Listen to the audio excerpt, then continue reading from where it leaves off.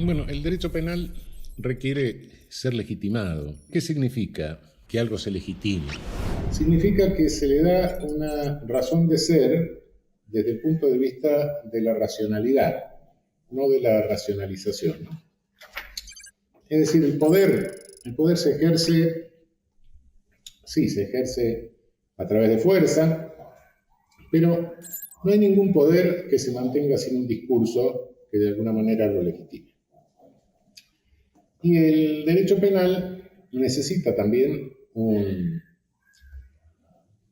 legitimación. Es decir, antes hemos dicho que el derecho penal regula ese semáforo que tienen los jueces, pretende regular ese semáforo y por ende debe legitimar ese poder jurídico de contención del poder punitivo. Esta no es la forma de legitimar el derecho penal tradicional. Tradicionalmente se trata de legitimar el derecho penal legitimando el poder punitivo. Es decir, legitimando aquello que el derecho penal o los destinatarios del derecho penal no ejercen. Y desde esta perspectiva de querer legitimar el poder punitivo, se enuncian una serie de teorías de la pena, las teorías de la pena que hace 1830 clasificó Anton Bauer, y desde entonces se repiten estas teorías. Son teorías de cómo debe ser la pena, es decir, desde cada uno de los puntos de vista filosóficos que adopta cada autor. Cada autor dice cómo entiende él que debe ser la pena. Y así tenemos un cuadro, que aparece ahí en los lineamientos, de teorías de la pena, teorías que tradicionalmente se llaman teorías absolutas, teorías relativas. Las teorías absolutas se derivan directamente de concepciones del Estado y del derecho, concepciones filosóficas del Estado y del derecho. Hay discusiones, pero fundamentalmente estas son las de Kant y las de Hegel. Búsquenlo ustedes, después nos referimos a esto en las lecturas complementarias que tienen los lineamientos, pero sustancialmente Kant sueña, inventa, crea un estado ético y Hegel un estado racional, del cual se deriva directamente cómo debe ser la pena para estos autores. Estas son las teorías llamadas absolutas. Algunos dicen que las teorías absolutas, en las teorías absolutas la pena se justifica por sí misma. No, cuidado, no, nada se justifica por sí mismo. Se justifica en razón del estado que concibe tanto Kant como Hegel. Un estado ético para Kant, un estado racional para Hegel. Y después están las teorías relativas, que sí le asignan funciones específicas a la pena, que son las de prevención general y las de prevención especial. Prevención general, cada una de estas puede ser positiva o negativa. Prevención especial positiva, dice la pena, debe fomentar de alguna manera el prestigio del Estado como proveedor de seguridad. Las teorías de la prevención general negativa son aquellas que sostienen que la función del Estado, de la pena, es la función de disuadir a los que no cometieron delitos para que no los cometan. Es decir, asustar de alguna manera a los que no cometieron delitos para que no los cometan.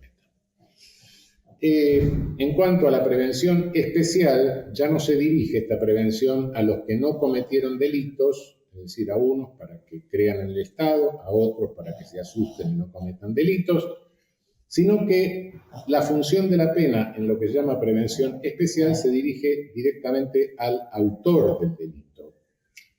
Y esta prevención puede ser positiva también y negativa. Positivas son todas las teorías re. La pena tiene que repersonalizar, que reinsertar, que reeducar, etc. Todos los re que se remoralizar, todos los re que se les puede ocurrir. Y la prevención especial negativa es que debe neutralizar al sujeto para que no vuelva a cometer ningún delito. Para la prevención general especial negativa, lo ideal sería matarlos a todos, por supuesto no podría cometer ningún delito. Pero todas estas son teorías de cómo debe ser la pena. Yo a veces tengo la sensación de que Anton Bauer, en 1830, el viejo profesor de Göttingen, llega con una bandeja de teorías de cómo debe ser la pena. Cada autor, cada penalista elige de esa bandeja, se sirve un canapé de esa bandeja, una teoría de cómo debe ser la pena, y después escribe un tratado de derecho penal en función de la teoría que eligió como debe ser la pena. Les advierto que prácticamente detrás de cada una de estas concepciones de la pena hay una concepción de la sociedad, una concepción de cómo debe ser el Estado. Pero no está como es, sino como debe ser, como a cada uno se le ocurre que debe ser. Esos tratados se destinan a los operadores jurídicos que habilitan el ejercicio de poder punitivo, es decir, habilitan penas, habilitan la imposición de penas, que se cumplen, pero no como cada autor soñó que debe ser, sino como en la realidad son. Este es el grave problema de todas estas teorías que tratan de legitimar de alguna manera el derecho penal por vía de la legitimación del poder punitivo. Es decir, de aquello que los operadores a los que se dirige el derecho penal no ejercen. Bien, aquí se confunde el ser y el deber ser, por supuesto, ¿no? Se pretende que a través de un deber ser, ese deber ser se convierte automáticamente en ser. Y como yo sueño que debe ser la pena, y como debe ser el Estado, creo que en la realidad la pena y el Estado son así. Mirando desde lo que es, desde lo que me informa la teoría, la sociología y las ciencias sociales y las ciencias políticas, naturalmente, salta a la vista que el poder punitivo no lo ejercen los jueces, sino las agencias ejecutivas, como decíamos. Y en segundo lugar, salta a la vista la relativa irracionalidad del poder punitivo. Irracionalidad que algunas veces puede ser más marcada y otras veces menos marcada. Pero de alguna manera el poder punitivo, como no resuelve el conflicto, nunca resuelve el conflicto, es decir, a diferencia de lo que es el modelo reparador, a diferencia de lo que es el modelo de coerción administrativa directa, el poder punitivo deja a la víctima fuera y en consecuencia el conflicto no se resuelve. La víctima puede satisfacerse, sí, viendo que le aplican una sanción, puede satisfacer un deseo vindicativo, pero después no se hace nada por la víctima. Es decir, el bestia llega a la casa, golpea a la mujer, le parte un brazo. Bueno, el animal, sí, viene la policía, se lo lleva.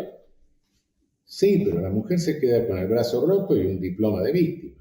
Y listo, el problema no se resuelve, tiene que alimentar a los hijos, etc. Está bien, el bestia lo tiene encerrado, sí, bueno. ¿Pero qué se hizo por la víctima? Y no, nada. Claro, uno se pregunta, bueno, pero entonces ese poder punitivo que el poder jurídico controla, limita, ¿qué es? ¿Qué naturaleza tiene? En el fondo ese poder punitivo es un ejercicio de poder político. Ha habido un interesantísimo jurista brasileño de la segunda mitad del siglo XIX, Tobias Barreto, es decir, el jefe de la llamada Escuela de Recife, un hombre a veces bastante confuso, pero que pensaba solo en el nordeste de Brasil, allá por el 1870, 1880, y dijo algo que hasta hoy es válido. Dijo, no se preocupen por justificar la pena. Quien tuviese que justificar la pena, antes tendría que haber justificado la guerra, si es que ya no lo hizo. Y efectivamente nos damos cuenta que la estructura del derecho penal como poder, como planificación de una contención de un poder que en el fondo es político, es un hecho político, y como hecho político es un hecho de poder, es decir, no desaparece por más que nosotros lo deslegitimemos, por más que podamos proponer sociedades ideales sin poder punitivo. Así como no desaparece la guerra, tampoco desaparece el poder político. Son hechos políticos. Hechos políticos que pueden tener más racionalidad, un cierto grado de irracionalidad o un gran grado de irracionalidad, depende. El derecho penal tiene que tratar de contener aquel poder punitivo que tiene mayor grado de irracionalidad. Pero miremos qué interesante esto de Tobías Barreto, del viejo Tobías Barreto, un mulatón inteligente en su momento, que pensaba independientemente. Qué interesante, porque lo sucedido en el siglo XX le da toda la razón. Respecto de la guerra es ilícita. La guerra, salvo que sea guerra de independencia, etcétera, o guerra defensiva, está prohibida por la Carta de las Naciones Unidas. Pero basta abrir el diario para darnos cuenta que en el mundo hay guerras. Hay guerras, son hechos políticos. Entonces, ¿el derecho qué ha hecho? A través de los convenios de Ginebra, etcétera, crea una agencia que es la Cruz Roja Internacional. La Cruz Roja Internacional, ¿qué es lo que hace en caso de guerra? La Cruz Roja Internacional trata de intervenir para evitar las manifestaciones más crueles del acto bélico, que no rematen prisioneros, que no dejen ahogar a los náufragos, que no bombardeen hospitales, que no fusilen a los médicos. Sí, pero nadie le exige a la Cruz Roja Internacional que haga desaparecer la guerra, porque no tiene poder para hacer desaparecer la guerra. Y sin embargo, tampoco nadie deslegitima el esfuerzo que hace la Cruz Roja Internacional por neutralizar, evitar las consecuencias más catastróficas, más crueles de los hechos bélicos.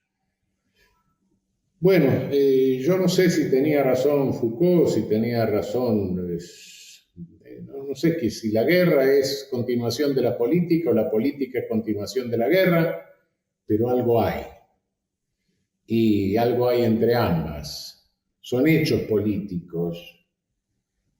Y nosotros con el derecho penal somos algo así como la Cruz Roja Internacional del momento de la política. En el momento bélico interviene la Cruz Roja, en el momento político interviene el derecho penal.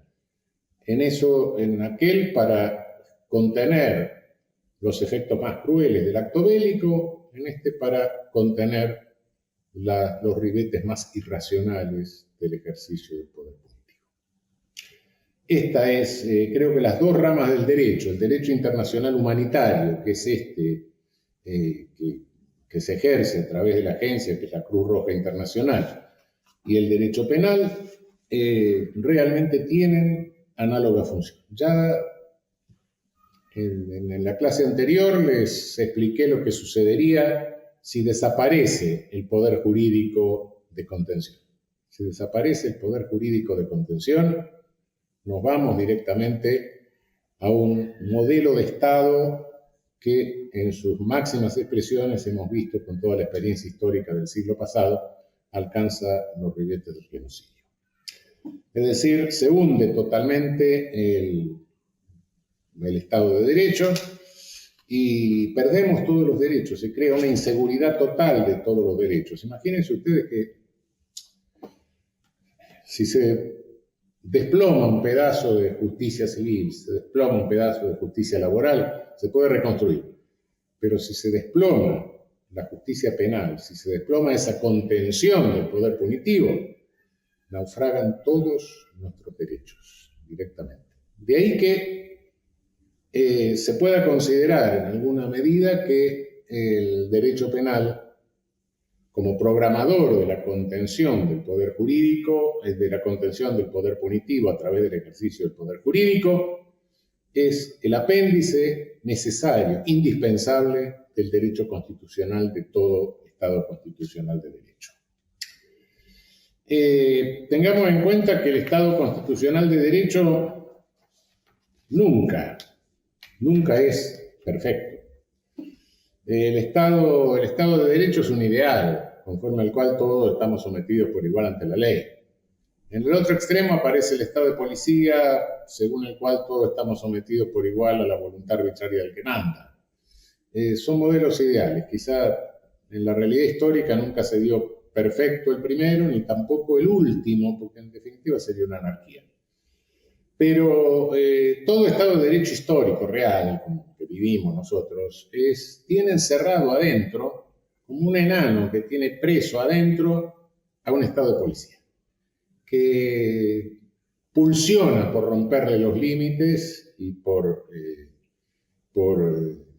irse más hacia el lado del modelo de Estado de Derecho. Es decir, en los estados de policía no han muerto, están encerrados, están encapsulados adentro de los estados de derecho en la realidad histórica. Y hay una pulsión y contrapulsión siempre entre el modelo de Estado de Derecho y el modelo de Estado de Policía. En América Latina, en América Latina también sufrimos esta pulsión, pero en un sentido distinto quizá. No hacia el modelo del Estado de Policía, sino un modelo de pluralización de sistemas penales, se pluralizan, se autonomizan policías, montan sus propios sistemas de recaudación, sistemas penales, se refuerza la criminalidad organizada, que también monta su sistema de recaudación, sus sistemas punitivos. Surge el caos social frente a eso, entonces salen los grupos de autodefensa, los grupos de exterminio, los paramilitares, los parapoliciales, las milicias, que también hacen lo mismo. Es decir, en América Latina, como resultado de un proceso de dominio mundial, de pulsión de totalitarismo financiero mundial, lo que sufrimos no es una decadencia hacia el Estado de policía, sino hacia un Estado deteriorado, hacia menos Estado, un Estado que pierde el monopolio de la recaudación, que pierde el monopolio del ejercicio del poder punitivo, y es menos Estado. Y esto nos va condicionando, sí, nos va condicionando a una especie de genocidio por goteo, porque este menos Estado, este debilitamiento, este enflaquecimiento del Estado como en su ejercicio de soberanía, en definitiva a lo que nos lleva es a una total pluralización de agencias que ejercen el poder punitivo y a una cronicización de nuestro subdesarrollo que también nos produce una cantidad de muertos. No solo los muertos por violencia que hay en nuestra región, en algunos de nuestros países muy altos, no en el caso de la Argentina, por supuesto, en el de Uruguay, de Chile, Bolivia, Perú, pero en el de otros países sí, e incluso de nuestro vecino Brasil, sino también por otro tipo de víctimas, por desatención de la salud, por atención selectiva de la salud, por inseguridad laboral, por inadaptación de los caminos a los vehículos que tenemos, etc. Bueno, todo esto nos va sumando muertos que son resultado de la cronicización de nuestro subdesarrollo, es decir, de la violación a nuestro derecho humano al desarrollo progresivo. Bien, pero ojo que estoy hablando de pulsión y contrapulsión, no estoy hablando de una dialéctica, porque esto no tiene una síntesis. Por supuesto, les decía que siempre el poder punitivo como hecho político puede tener distintos grados de irracionalidad. Pero pretender que el poder punitivo tenga un único objetivo, esto es falso. Esto es falso. Y lo vemos claramente. Es falso porque piensen ustedes que el delito, cuidado, nosotros estamos haciendo una teoría del delito, pero el delito en la sociedad no existe. En la sociedad existen homicidios, existen robos, existen violaciones, existen estafas, etc. Pero el delito es una abstracción que hacemos los penalistas para ver cuáles son los caracteres generales de cualquier delito, sí. Pero en la sociedad, cualquiera que se le pregunte va a encontrar todo eso, no va a encontrar el delito. Entonces, cuidado. Y todos esos son conflictos de distinta naturaleza, muy heterogéneos, que entre sí, en su significado social, no tienen mucha vinculación algunos. Yo le agradecería que alguien me explique qué tiene que ver el libramiento de un cheque sin provisión de fondo con violar a una mujer. Bueno, creo que nada. Nada en cuanto a dolor, en cuanto a efecto, en cuanto a consecuencias, en cuanto a secuelas. Nada en cuanto a dolor de víctima, nada, absolutamente, una cosa totalmente distinta. Y vemos efectivamente que no puede ser la pena no cumple la misma función respecto del que libró un cheque sin provisión de fondo que respecto de aquel que le dio un hachazo al vecino. Son cosas distintas. Fijémonos la pena en un delito de carácter fiscal. Voy corriendo, digo, no me olvidé acá incorpora este bien, me olvidé de incorporarlo, acá tiene el dinero, pago, bueno, ya usted no es un delincuente, usted es una persona honesta, ciudadana, etc. Obviamente que eso no tiene nada que ver con la pena de un homicidio. Entonces, no es cierto que la pena no cumpla, no sirva para nada, no es un invento. El problema es totalmente contrario. El problema es que la pena como hecho político, como hecho de poder, como factum de poder, en realidad tiene demasiadas funciones y no conocemos todas. Y no en todos los conflictos tienen las mismas funciones. Entonces, pretender un deber ser común de la pena, etc., eso es un sueño de cualquier idealismo penal. Por más que ese idealismo pretenda ser materialista, etc., es idealismo.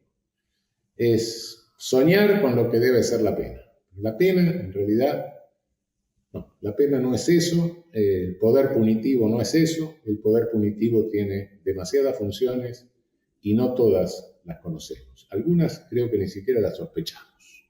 Depende de cada conflicto, de cada naturaleza del conflicto en que se nos presente. Ahora, el ejercicio de poder punitivo no solo es penal, sino yo les explicaba que hay un ejercicio del poder punitivo que es pretendidamente no punitivo, pretendidamente no penal. Y habíamos hablado de las leyes que tienen, que no son penales, pero que pueden servir de pretexto para el ejercicio de poder punitivo. En el ámbito del derecho, hay leyes penales latentes que se van convirtiendo, de alguna manera, en ejercicio de poder punitivo y tratan de cubrirse con otros discursos. Lo más grave en esto es el derecho administrativo.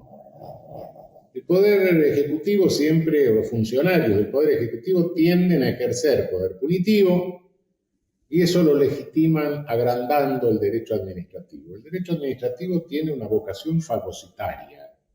Si lo dejamos, se come hasta los homicidios, todo, y lo resuelve administrativamente.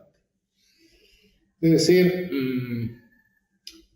el problema más grave que hay respecto de esto es el llamado derecho administrativo sancionador, el de las faltas.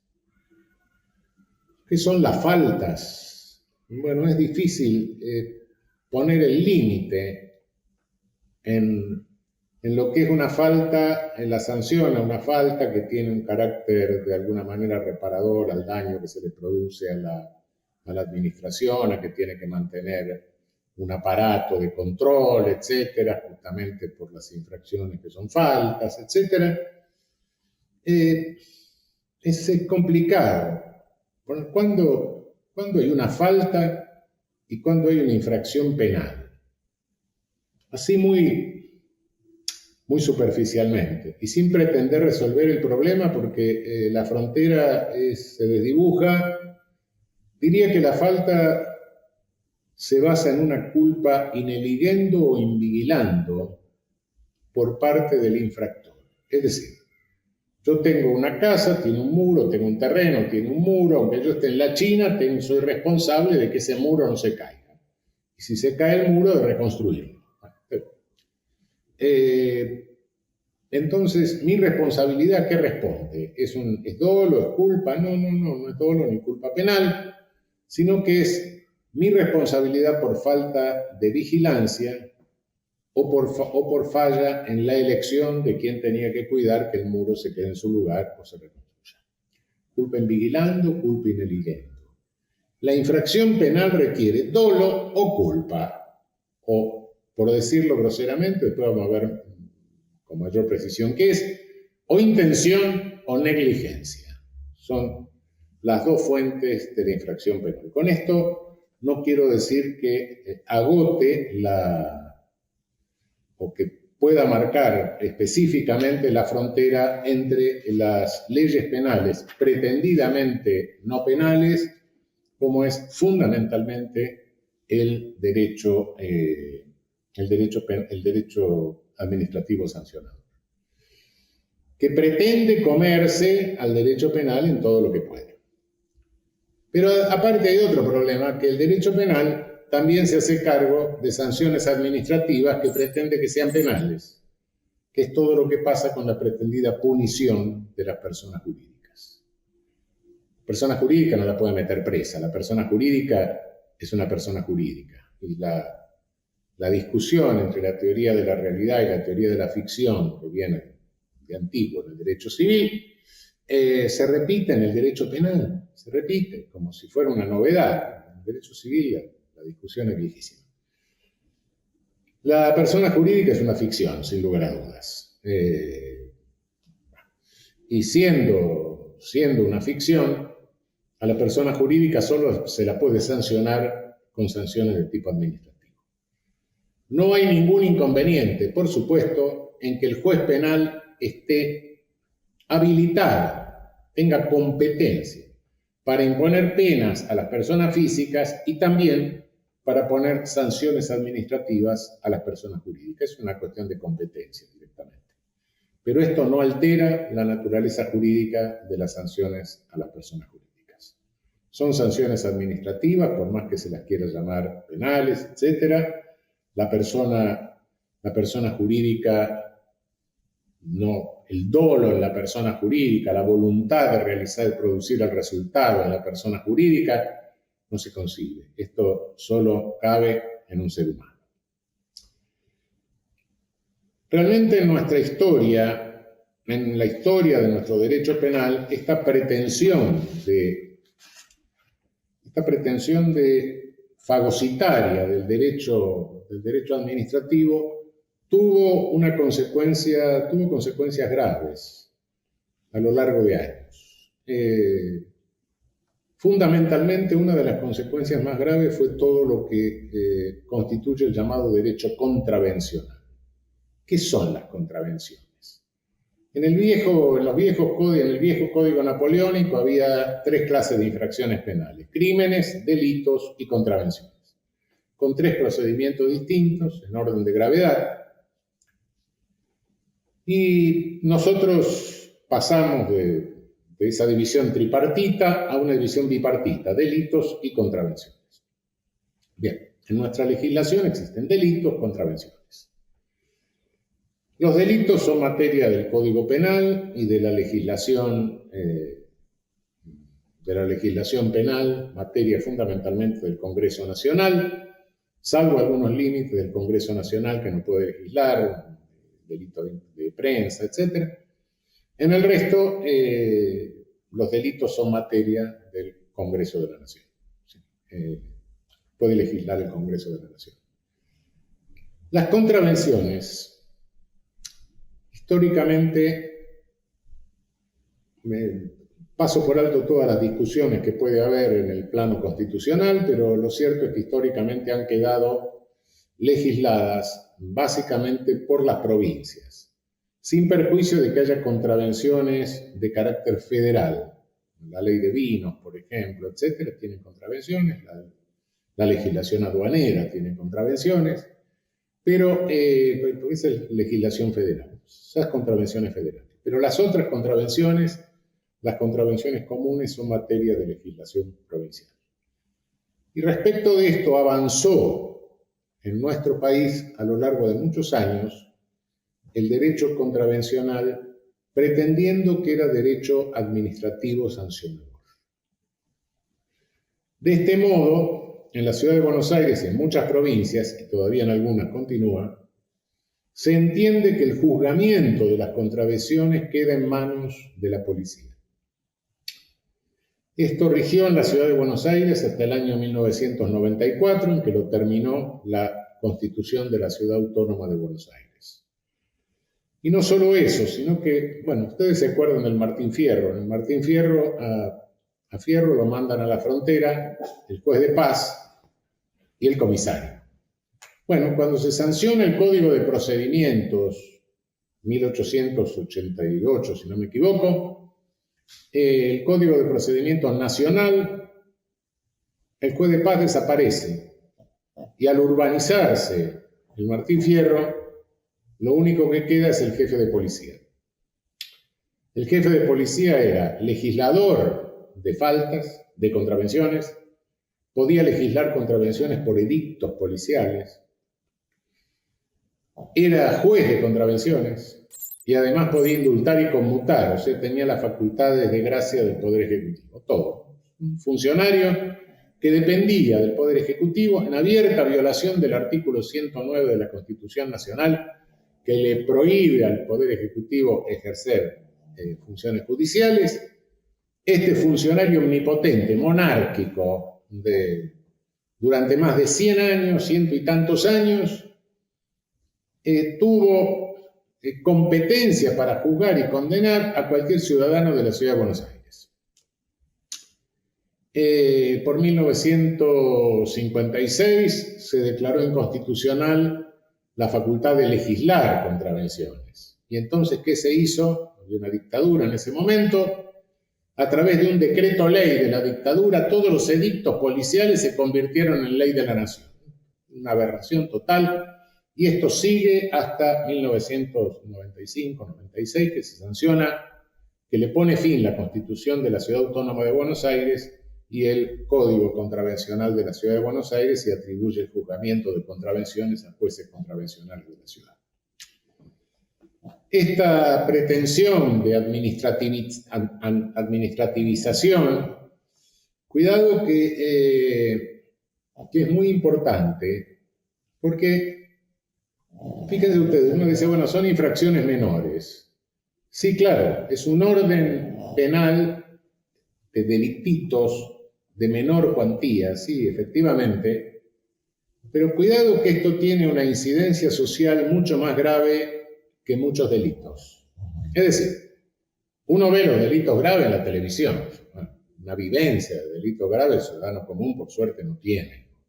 El que mató toda la familia, eso. A Dios gracias. No es una vivencia personal, es una vivencia a través de los medios de comunicación.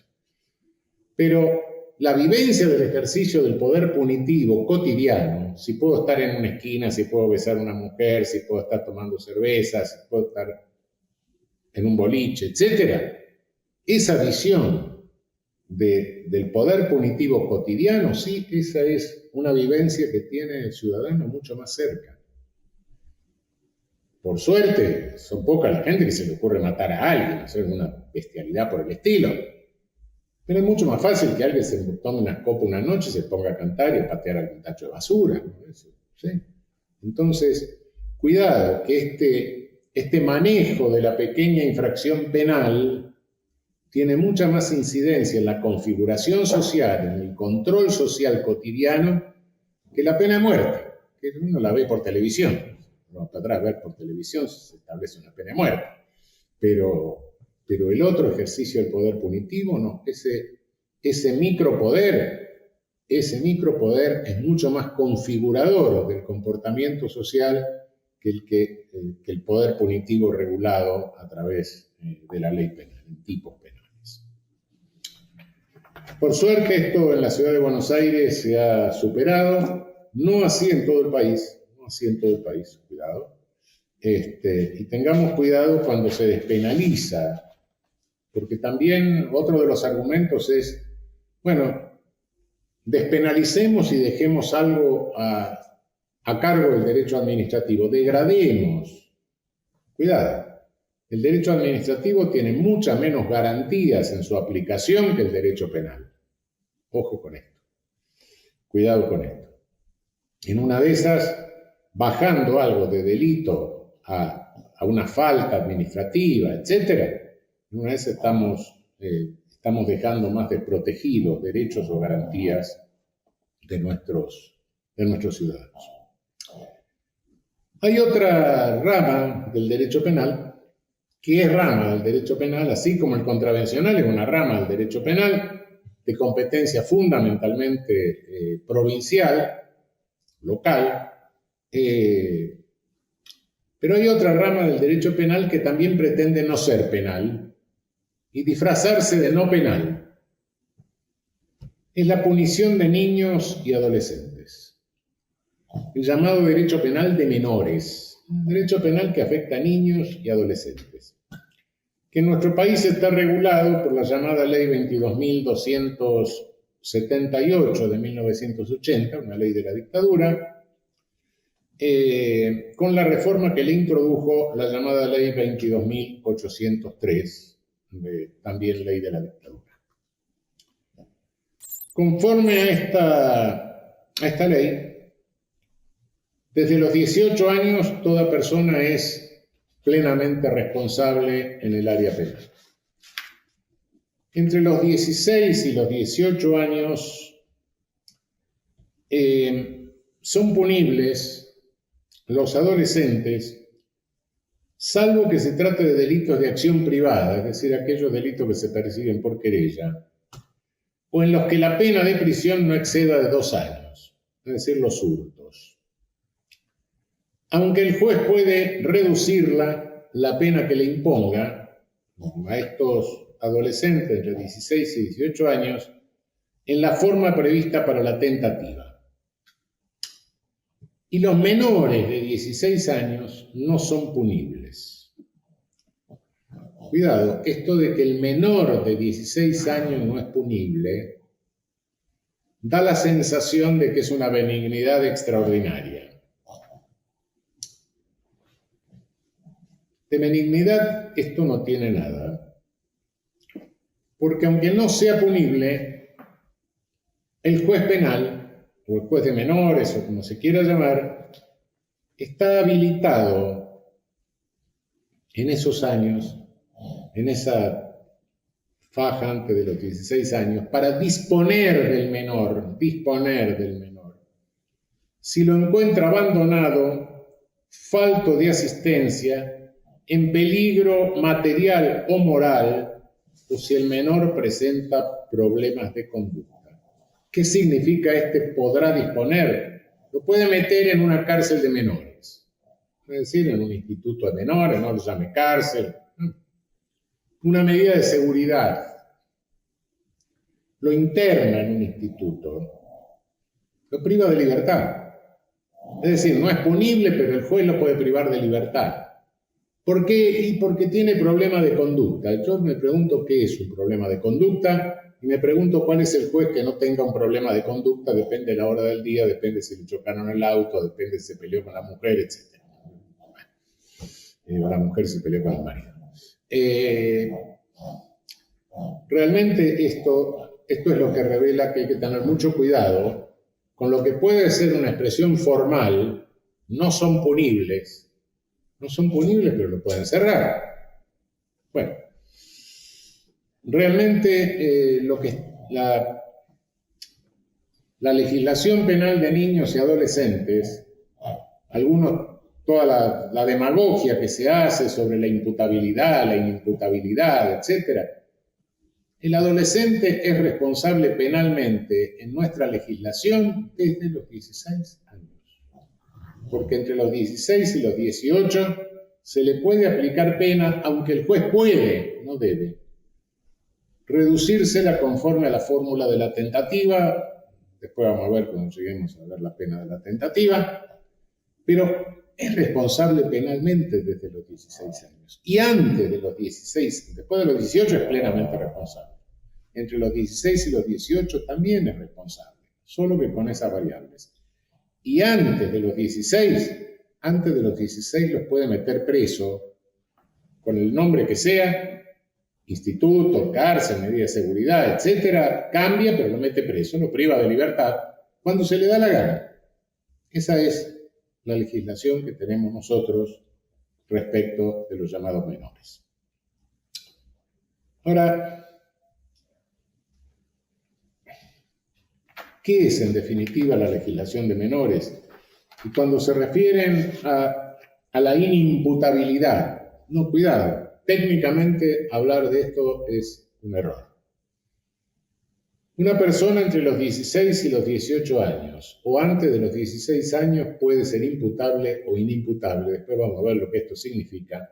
Es decir, puede estar loco, puede no estar loco, digamos momentáneamente eso, para decirlo groseramente, después lo precisaremos más adelante. Y si es inimputable, es por la misma razón que puedo ser inimputable yo, ¿no? Está tan loco yo como puede estar loco una persona menor de 16 años. Lo único que se hace es que para los menores entre 16 y 18 años y para los menores de 16 años se establece un régimen penal especial. Entre 16 y 18 años se le impone pena que se puede atenuar con la escala de la tentativa. Antes de los 16 años se lo puede meter preso cuando después se le antoje. Es un régimen penal especial, pero es penal y forma parte del derecho penal. No me diga nadie que los menores salieron del derecho penal. Mentira, los menores están dentro del derecho penal con una legislación especial, con un régimen particular que tiene esas características. Bien. De modo que el llamado derecho penal de menores y el llamado derecho contravencional son parte del derecho penal.